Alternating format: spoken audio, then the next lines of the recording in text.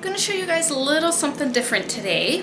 We are at the end of May and we got a spring snowstorm, which in Montana is not unusual. However, because we are in spring summertime mode, sometimes we forget about our winter prep things. And I've been told west of us, pretty far west of us, the interstate is closed. Not so far west of us, the semis are struggling to get up over the mountain pass. That same pass about 2-3 weeks ago was completely at a standstill. People were like stuck on the interstate for 10 hours straight. Like they couldn't get up over the hill and they couldn't get back down. And so I decided it's time to pack a tote, a bag that just goes in the car, stays in the car all the time for those times where spring storms like randomly show up. Maybe you get stuck in a long line of traffic for a car accident. Maybe you're out driving around somewhere and you run out of gas and it's going to be several hours till somebody can come get you. Those kind of things. I just want to put some things together. This is not for like surviving out of your car for, you know, days. This is just making it more comfortable if you're stuck in your car for multiple hours. So that's what I want to show you guys today.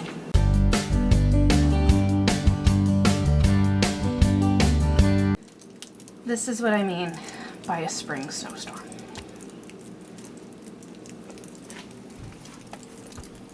It was not light when we woke up this morning, it was just rain. But it is very heavy, the trees are starting to lean over. Literally not kidding, the power just flicked.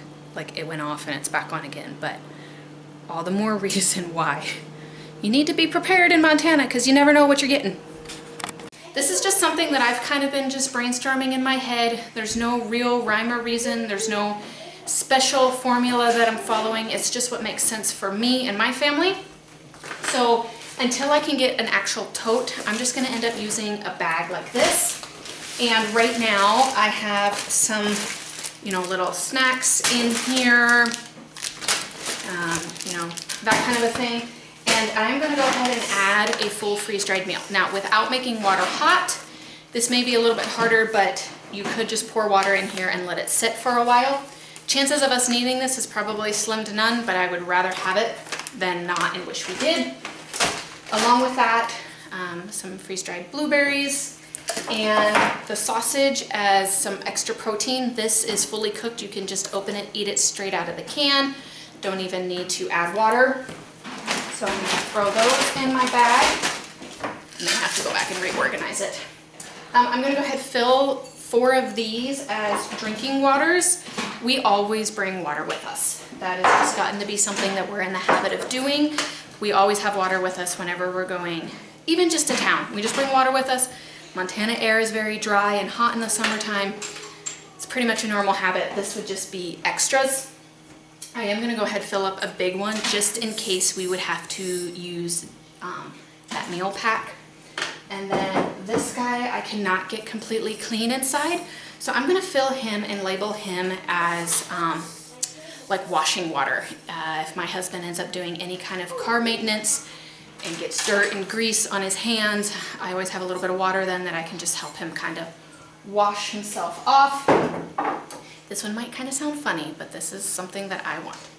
Extra socks, okay? If we get caught in a storm like this, he's gonna be out plowing things out. You know, we might end up walking somewhere, whatever it be. If we have to be back in the car, I don't want soaking wet feet. We can take our shoes off, we can take our boots off and put on dry socks. And I think there's something correlating with wet feet, cold feet, you're gonna get yourself sick. Just a really simple first aid kit, a candle in a glass jar, some matches. Sorry about that, that was actually my mom calling. When our power flicked, it came back on. Hers is out completely. So with this wet snow, the trees have leafed out a lot and everything's getting heavy and coming down. So quick filled some gallon jugs of water just in case our power goes out too. So let me figure out. We did the first aid kit. A glass candle with some matches, some hand sanitizer. You have to find a lid for that. And then this is just a little bottle of mixed medication. I have some children's medication, allergy, our prescriptions, some painkiller. I normally carry some in my purse, but like I said, I want something that just stays with the car kit at all times. So the last thing I have to do is fill some water. This is not typical what we would do in the wintertime. In the wintertime, we always make sure there's a blanket in there. We make sure that whenever we leave, we have extra hats and gloves, potentially some extra boots. So this is more just the very basic kind of thing. I think there's a blanket that stays in our vehicle at all times. I'll probably make sure that it stays in there.